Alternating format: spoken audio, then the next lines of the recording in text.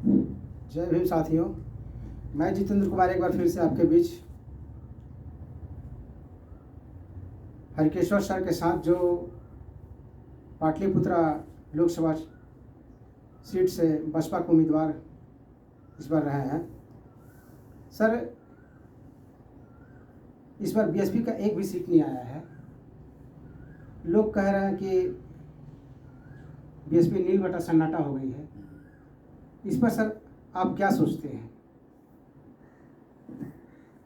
देखिए, ऐसा है कि सीट नहीं जीतने का मतलब पार्टी का समाप्ति नहीं होता है जी। विगत लोकसभा चुनाव में आप देखेंगे कि राजद यहाँ नील हो गया था। राजद का एक भी एमपी नहीं जीता था, लेकिन वही 2020 में जो विधानसभा चुनाव हुआ तो उसमें बहुत अच्छा परफॉर्मेंस हो गया। उसी तरह से बार बार आपको देखने को मिलेगा। नीतीश कुमार का भी देखिएगा, जितना खराब परफॉर्मेंस है विधानसभा में था, फिर उन्होंने अपना परफॉर्मेंस सुधार लिया। ठीक है।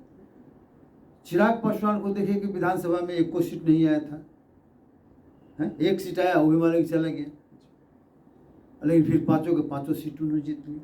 तो इसलिए ये कोई आधार नहीं है। ठीक है।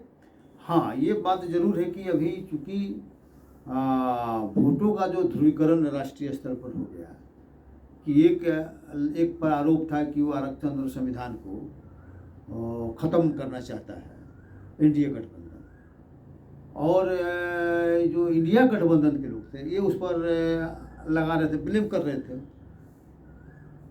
तो ये इश्यू जो है ना ज़्यादा मतलब कि लोगों के दिमाग पर बैठ गया, और उसी के कारण चुनाव में आप देखिएगा कि एनडीए की स्थिति पहले से बहुत खराब हुई, इंडिया की स्थिति थोड़ा बहुत अच्छी हुई, और हम लोग चूँकि अकेले लड़ रहे थे, बीएसपी चूँकि अकेले लड़ रही थी, जिसके कारण लोगों को लगा कि ये चूँकि जीत नहीं पाएंगे और चूँकि एनडीए को हराना है, इसलिए हमारा कुछ वोट शिफ्ट कर गया।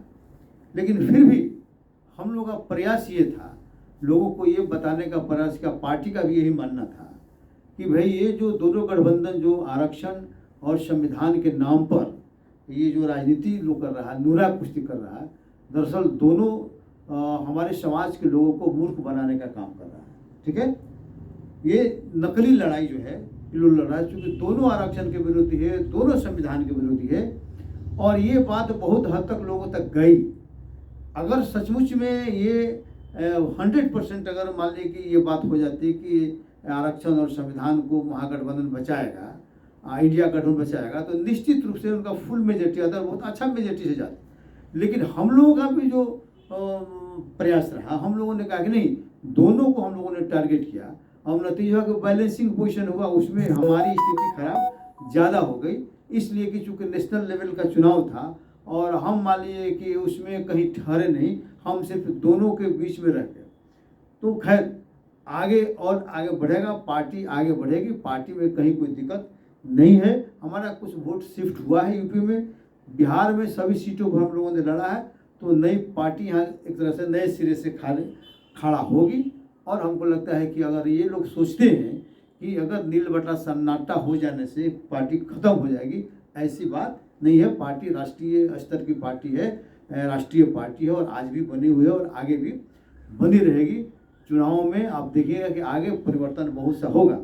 अभी स्थिति क्या है? देखिए, अभी स्थिति है कि डर कर लोग वोट कर रहे हैं, चाहे मुस्लिम हो, वो डरे हुए हैं कि बीजेपी आएगा तो हमारा सर्वनाश कर देगा।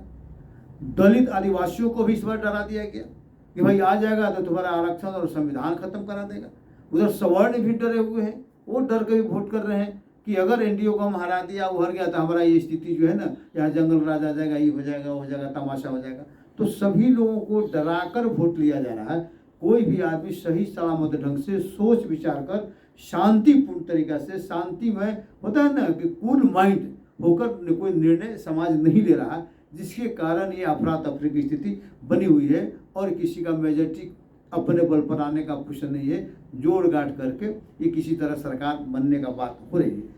लेकिन जिस दिन ये डर भय लोगों के मन से निकल जाएगा और सोशल जस्टिस और सोशल एजेंडा है, सोशल एजेंडा का रूप में देखा जाएगा, उसको पॉलिटिकल रूप में इस्तेमाल नहीं किया जाएगा, तो आप देखिएगा कि स्थिति दूसरी होगी और हमारी पार्टी निश्चित रूप से आगे बढ़ जाएगी और सारे लोग चूँकि नूरा कुश्ती करने वाले लोग हैं, इनकी स्थिति डमाडोल होगी, अंततः जीत हमारी होगी।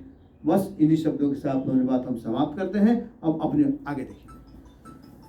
साथियों, हरिकेश्वर सर से आप अभी सशक्त भारत पर मेरे साथ जितेंद्र कुमार के साथ ये छोटा सा इंटरव्यू देख रहे थे। जय भीम, जय भारत, जय संविधान।